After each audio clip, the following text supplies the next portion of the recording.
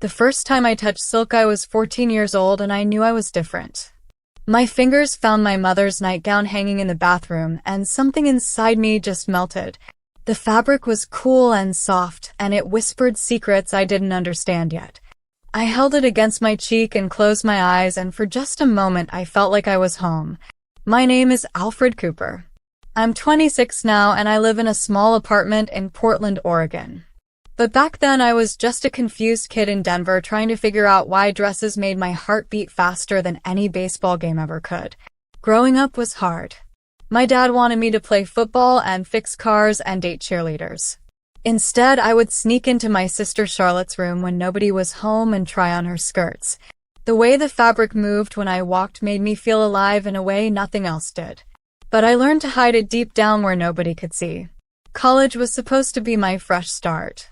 I went to University of Colorado and studied business because it seemed safe.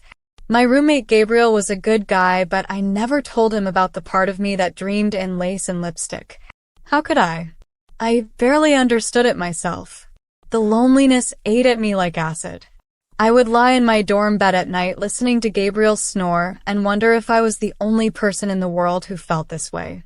The only man who looked at women and felt jealous of their clothes instead of wanting to take them off. Everything changed when I got my own place senior year. A tiny studio apartment near campus with thin walls and a bathroom mirror that had seen better days. But it was mine. Finally mine.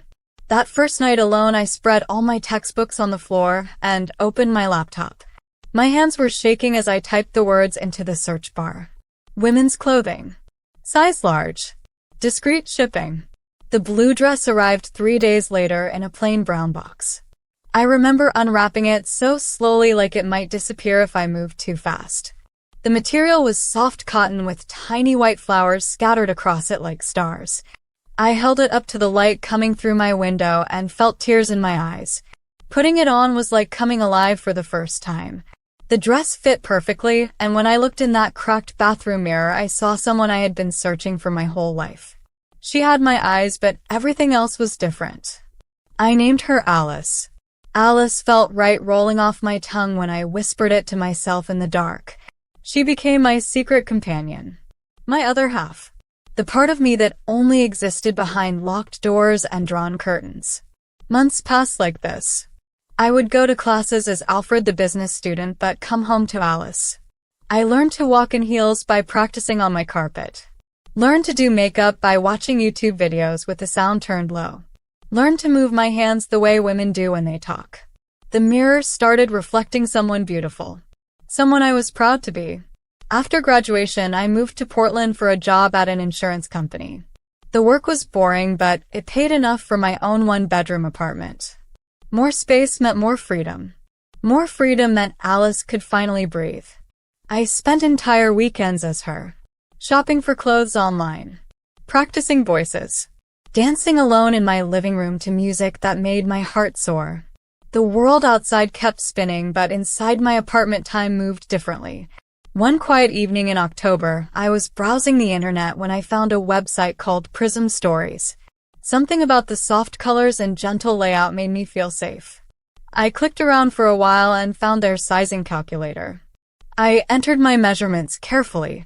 The numbers felt important, like coordinates to my real self. I ended up buying a book called My Closet Has Secrets.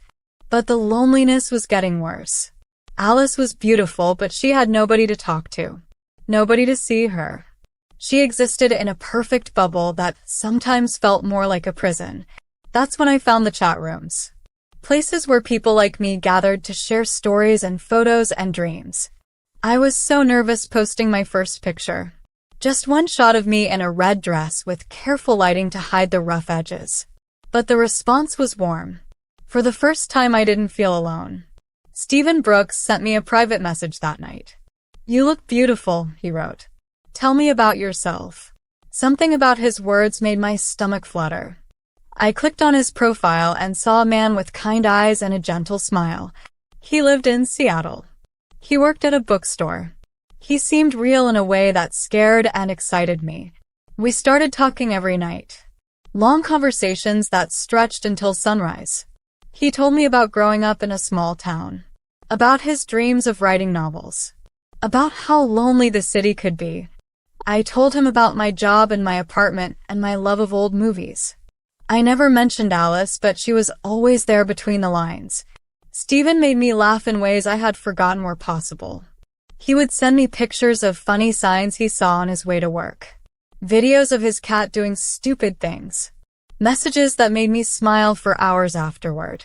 But as weeks turned into months, the secret grew heavier. He thought I was a woman, born that way, complete that way. The lie sat between us like a wall, getting higher every day.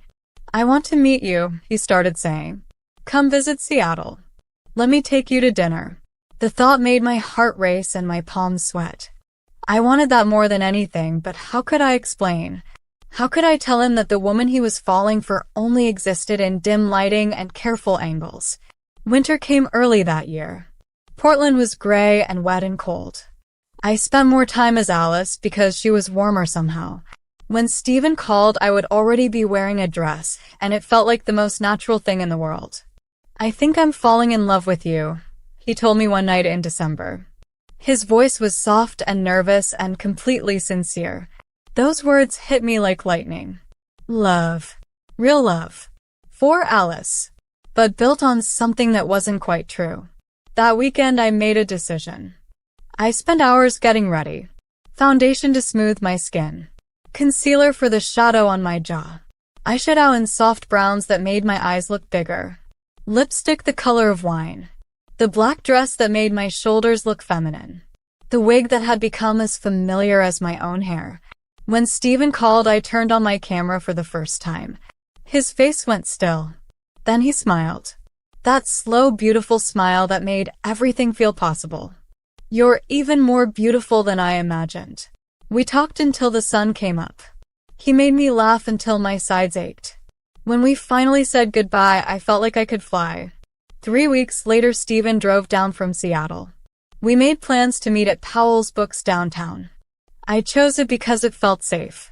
But when the day came, I couldn't do it. I sat in my car across the street watching him wait inside. He kept checking his phone, looking around. But how could I walk in there and destroy everything beautiful we had built? I drove home instead. That night I put on every piece of women's clothing I owned and stared at myself in the mirror. All those beautiful things that made me feel whole. But they couldn't make me someone I wasn't. Stephen stopped calling after that. I don't blame him. The dresses still hang in my closet, but they feel different now. Like memories of a dream I used to have. Beautiful but fragile. Real but not quite true. I'm learning to be kinder to both sides of myself. Alfred and Alice. The man and the dream. They both deserve love. They both deserve honesty. Maybe someday I'll find someone who can love them both. Until then, I practice being whole. Being real. Being brave enough to exist in the space between dreams and daylight where truth lives. Some nights I still put on that blue dress with the tiny flowers. I look in the mirror and see someone beautiful and complicated and perfectly imperfect. Someone who is learning that the most important love is the one you give yourself. Even when it hurts. Even when it's hard. Even when the truth is messier than any dream.